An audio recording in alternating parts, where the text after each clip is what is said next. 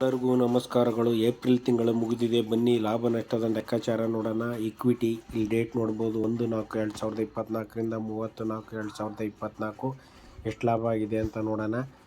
ಲಾಭ ಬುಕ್ ಮಾಡಿರೋದಷ್ಟೇ ನೋಡೋಣ. ಆದ್ದರಿಂದ ಕಂಬೈಂಡ್ ತೆಗೆದುಬಿಟ್ಟು ರಿಯಲೈಸ್ಡ್ ಹಾಕೋಣ, ನೋಡೋಣ. 11,000 ರೂಪಾಯಿ ಲಾಭ ಆಗಿತ್ತು. ಬ್ರೋಕರ್ ಫೀಸ್ ಎಲ್ಲ ತೆಗೆದು 10,310 ರೂಪಾಯಿ ಲಾಭ ಆಗಿದೆ.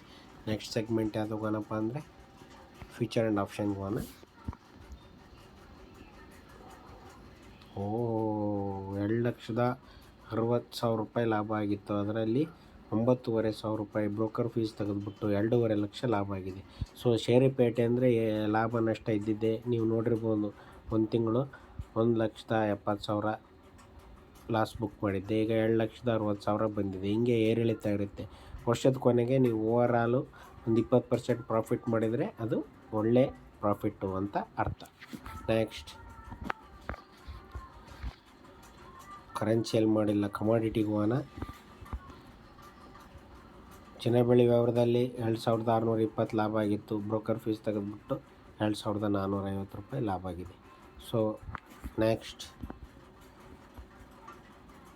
ಕರೆನ್ಸಿ ಮತ್ತು ಮ್ಯೂಚುವಲ್ ಫಂಡಲ್ಲಿ ಏನೂ ಮಾಡಿಲ್ಲ. ಹಂಗಾಗಿಬಿಟ್ಟು ಈ ತಿಂಗಳು ಲಾಭ ಲೆಕ್ಕಾಚಾರ ಮುಗಿದೋಯ್ತು ಇಲ್ಲಿಗೆ.